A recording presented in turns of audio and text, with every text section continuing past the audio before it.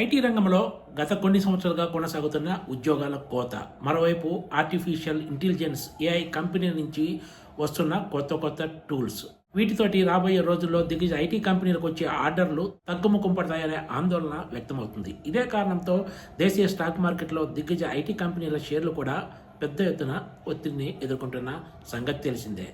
IT రంగానికి దేశ real estate రంగానికి అవినాభావ సంబంధం ఉందనే సంగతి ప్రతి ఒక్కరికి తెలుసు. ప్రస్తుతం ఐటీ రంగంలో నెలకొన్న అనిశ్చిత కారణం ప్రభావం రియల్ ఎస్టేట్ రంగంపై పడే సూచనలు స్పష్టంగా కనిపిస్తున్నాయి.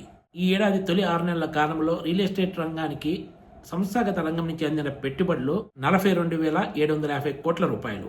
గత 6 ఏళ్ల కాలంలో ఇంత భారీ మొత్తంలో పెట్టుబడులు రావడం ఇదే మొదటిసారి.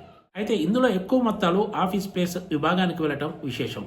అదే సమయంలో ఈ 6 నెలల కాలంలోనే రెసిడెన్షియల్ మొత్తానికి వచ్చిన పెట్టుబడులు 40% మేర తగ్గుముఖం పట్టాయి. ఈ ఏడాది తొలి 6 నెలల కాలంలో వచ్చిన పెట్టుబడుల్లో ఎక్కువ మొత్తం టైర్ 1 సిటీలైన చెన్నై, బెంగళూరు వంటి నగరాలకు వెళ్ళినట్లు నివేదికలు చెప్తున్నాయి. ముఖ్యంగా దేశీయ రియల్ ఎస్టేట్ మార్కెట్లో ప్రీమియం సెగ్మెంట్లో జోరు సాగుతున్నా కూడా అఫోర్డబుల్ హౌసింగ్ విషయంలో మాత్రం నెగిటివ్ ట్రెండ్ అలాగే కొనసాగుతోంది. మరోవైపు దేశంలో ఐటీ హబ్బులుగా పేరున్న బెంగళూరు, హైదరాబాద్, ఢిల్లీ వంటి నగరాల్లో కూడా అమ్మకాలు కొంతమేర తగ్గుముఖం పట్టినట్లు నివేదికలు చెప్తున్నాయి. ఈ తరుణంలో ప్రపంచంలోనే 2వ అతిపెద్ద ఆర్థిక వ్యవస్థ అయిన చైనాలో రియల్ ఎస్టేట్ మార్కెట్ ఏకంగా 20 ఏళ్ల కనిష్టానికి పతనమైంది. ఈ ప్రభావం రాబోయే రోజుల్లో భారత్పై ఏమైనా పడుతుందా అనే ఆందోళన కూడా వ్యక్తమవుతున్నాయి. గత కొన్ని సంవత్సరాలుగా చైనాలో రియల్ ఎస్టేట్ మార్కెట్ తీవ్ర సంక్షోభాన్ని ఎదుర్కొంటున్న సంగతి తెలిసిందే. తాజాగా ఇది మరింత పతనమైంది. ఈ పతనం ఎంతలా ఉందంటే గత 20 సంవత్సరాల్లో మార్కెట్లో నమోదైన పెరుగుదల అంతా తుడిచిపెట్టుకుపోయింది.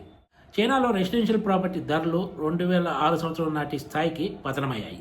ఒక మాటలో చెప్పాలంటే చైనా రియల్ ఎస్టేట్ మార్కెట్ ఇప్పుడు చరిత్రలో ఎప్పుడు ఎదుర్కొని తరహా సంక్షోభాన్ని ఎదుర్కొంటుంది.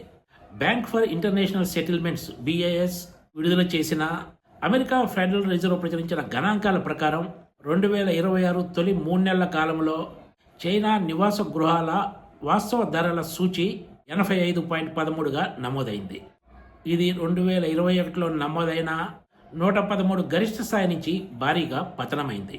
చైనాలోని 70 ప్రధాన నగరాల్లో మే నెలలో కొత్త ఇళ్ల ధరలు 3.5% తగ్గుముఖం పట్టాయి.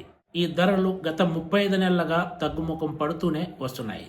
2025 మే తర్వాత అత్యంత వేగంగా నమోదైన తగ్గుదల ఇదే కావటం విశేషం. సెకండరీ మార్కెట్లో పరిస్థితి మరింత ఆందోళనకరంగా ఉన్నట్లు మార్కెట్ నివేదికలు చెబుతున్నాయి. చైనా ఇండెక్స్ అకాడమీ గణాంకాల ప్రకారం 2026 జూన్లో దేశంలోని 100 ప్రధాన నగరాల్లో పాత ఇళ్ల రీసేల్ ధరలు నెలవారీ ప్రాతిపదికన 0.42% మేర తగ్గుముఖం పట్టాయి. వీటిలో 88 నగరాల్లో ధరలు పడిపోగా కేవలం 12 నగరాల్లో మాత్రమే పెరుగుదల నమోదైంది. చైనా కుటుంబాల ఆస్తుల్లో రియల్ ఎస్టేట్ ఆస్తులకే ఎక్కువ ప్రాధాన్యత ఉంటుంది. దీంతో రియల్ ఎస్టేట్ మార్కెట్ పతనం వారి ఆస్తులపై కూడా తీవ్ర ప్రభావం చూపుతోంది. పట్టణ ప్రాంతాల కుటుంబాల ఆస్తుల్లో మొత్తం ఆస్తుల విలువ 70% నివాస గృహాల ఆస్తులే ఉండటం విశేషం. ఇది అగ్రరాజ్యం అమెరికాతో పోలిస్తే చాలా ఎక్కువని మార్కెట్ నిపుణులు అభిప్రాయపడుతున్నారు. రియల్ ఎస్టేట్ మార్కెట్ కుప్పకూలటం చైనా ఆర్థిక వ్యవస్థపై కూడా తీవ్ర ప్రభావం చూపుతోంది.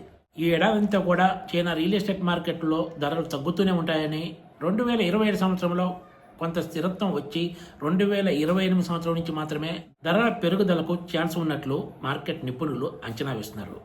రానున్న రోజుల్లో దేశీయ ఐటీ కంపెనీల నుంచి వెలువడనున్న ఫలితాలు, ఆర్టిఫిషియల్ ఇంటెలిజెన్స్ కంపెనీల నుంచి వచ్చే కొత్త టూల్స్ ఈ రంగంపై ఏ మేరకు ప్రభావం చూపిస్తాయి అనే అంశాలపైనే భారత్లో కూడా రియల్ ఎస్టేట్ రంగం ఎలా ఉండబోతుంది అనేది క్లారిటీ వచ్చే అవకాశం ఉంది. Please subscribe TZTV.